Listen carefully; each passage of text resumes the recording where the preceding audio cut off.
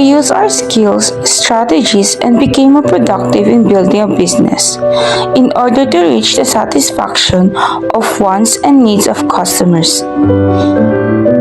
We will know their struggles and the challenges that they're facing right now as a small vendors. How these small vendors resolve their problems in increasing the prices.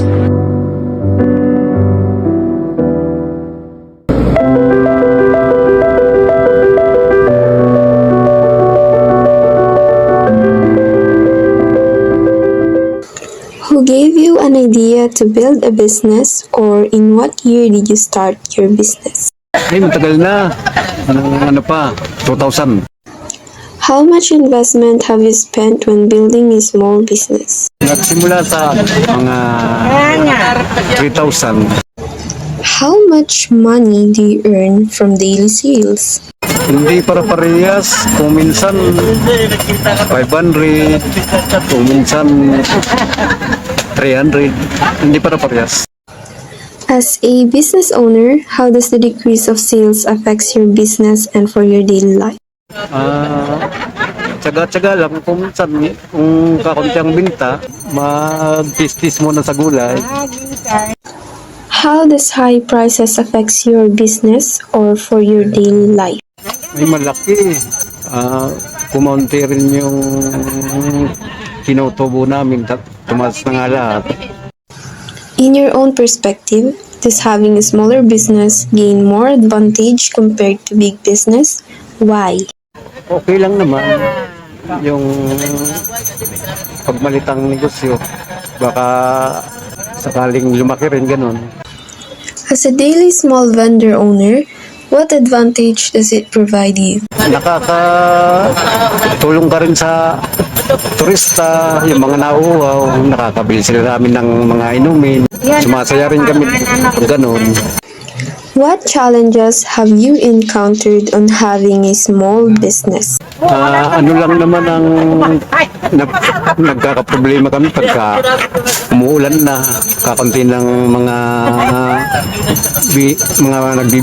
namamasyal, kaya tsaga-tsaga na lang.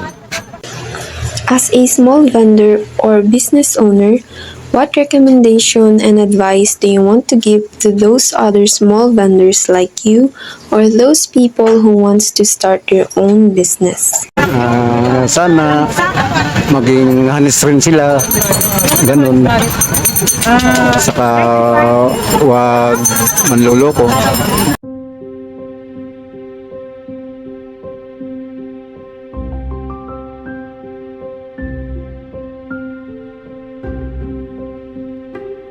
Kailan po kayo nagsimulang magtinda or magtayo ng negosyo po? Magtinda, 25 years na kaming mag-asawa.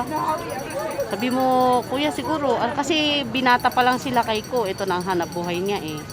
25 years na kami. Paano ba? Paano natin sasabihin yon?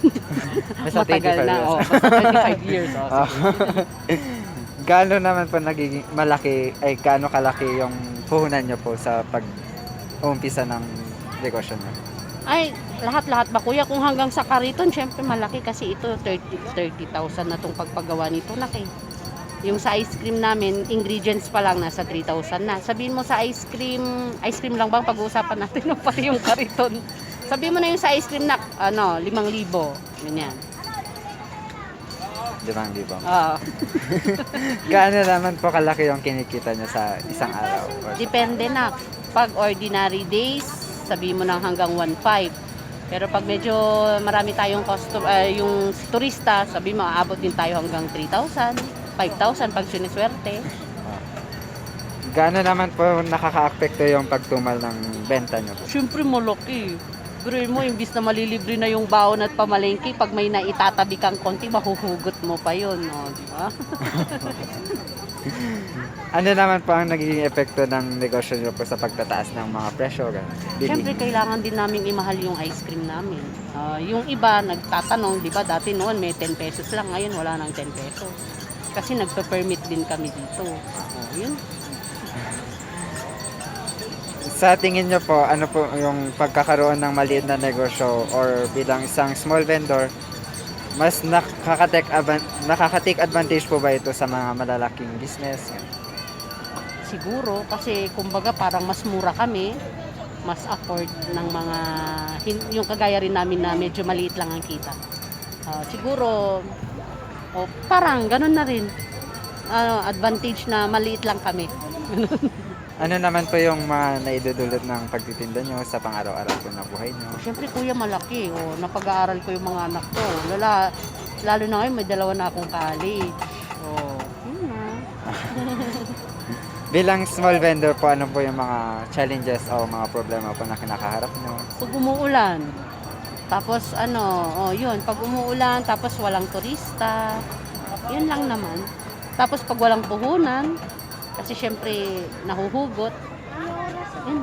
Paano nyo naman po na susolusyonan yung paglugi po ng negosyo? Kahit pa paano naman sa amin kasing ice cream, hindi pa namin nasubukang malugi.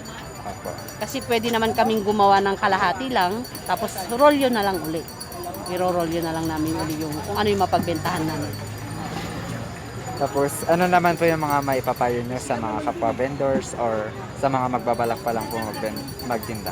Basta gusto nila yung gagawin nila, tapos yung on hand, kumbaga yung ikaw mismo yung magmamanage para po. Tapos maging wais sa pera na mahahawakan mo. Apo. Sige po. Okay. Tapos lang. Sige.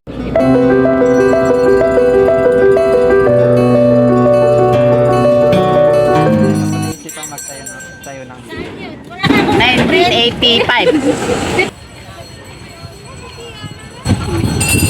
Dito, ang muna namin dito is mga 5 to 10. 5%. Yes, pag malakas. Paano nakaka-apekto po yung pagkakaroon? Malaking epekto pagka mahina. Siyempre, mahina benta. Siyempre, nag-ano ka, kataitan ka ng sinturon mo, diba? Kunyari, kumakain ka ng 3 beses, 2 beses ka na lang kumain, ganun. Ano naman po ang nagiging epekto sa negosyo nyo? Presyo. Ay, malaki. Lahat ng tao kinatakot mga lahat ng prices na tumataas. Kagaya nito. Noon, 10 pesos lang yan. Ngayon, 35 na. Yung pagkakaroon po ng maliit na negosyo bilang isang small vendor, nakaka-take advantage po ba sa malalaki? Walang binatbat ang mga ito. Mga malalaki. Ikukumpara mo ito sa Tunsan, sa Sunshine. Pag ipon-ipunin mo lahat yan, anong binatbat yan ngayon? Sa pagiging small vendor nyo po, ano po yung naidudulot ng maganda sa inyong kabuhay? Siyempre, malaki sa pamilya namin. Alam mo, kung konti ang kita mo, siyempre, sabi ko nga sa iyo, pagka malaki ang income mo, di, malaki na rin ang iyong gasto. Pero pag maliit, magliliit ka rin ng iyong maliit ang income mo, siyempre, liitan mo rin expenses mo. Ganon yun. Hindi pwedeng maggastos ka ng malaki. Maliit na ang kita mo. Bilang isang small vendor po, ano po yung mga challenges nyo o problema ang kinakaharap sa pagtitinda? Kaya nito sa amin, sitwasyon namin dito sa Burnham, wala lang kami. Pero pag nakulang, wala.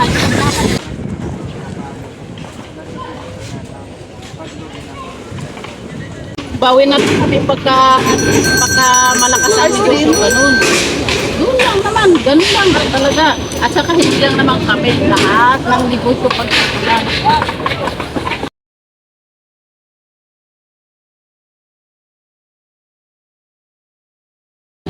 Pag daw, para daw wala kang problema pag matumal ang benta, huwag ka raw mangutang. Yun lang ang narinig ko nung neto lang week. Ate, kailan po nagsimula o kailan po kayo nagsimula mag-business? Dito? Magtayo ng business? Dito sa Burnham? Apo. Anong 19 yun? Oh, Ilang dekada. ilang dekada na, 1999. Gaano po kalaki yung naging puhunan nyo po sa pagsisimula ng business niyo? Ay, kunti lang. 500. Ayun. Kaya 1,000, ganun. Paano naman po nakaka-apekto yung pagtumal ng benta sa pang-araw-araw na kabuhayan po? Pag tag-ulan, kung wala kaming konti-konti lang nakikita namin kasi pang bata yung mga paninda namin eh. Siyempre walang namamasyal ng mga bata pag umuulan. Ano naman pong nagiging epekto sa negosyo nyo ang pagtaas ng presyo ng bilihin po? Ay, lahat naman tumaas kahit yung paninda namin, yung punan niya tumaas din. Konti-konti na lang ang kita. Sa tingin nyo po, sa pagkakaroon ng maliit na negosyo o bilang small vendor, nakaka-take advantage po ba ito sa mga malalaking business? Take advantage. Parang parehas din lang naman. Di ba? Pero, depende sa kita. Kasi kung maraming turista, kumikita rin kami kung maraming mga turista. Lalo pag may okasyon. Sa pagiging small vendor po, ano po yung naidudulot na maganda sa pang-araw-araw ng buhay po?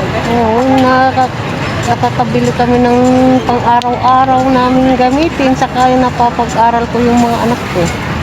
Nakatapos na nga yung dalawa eh. Grade 10 na lang yung hindi pa. Isa na lang.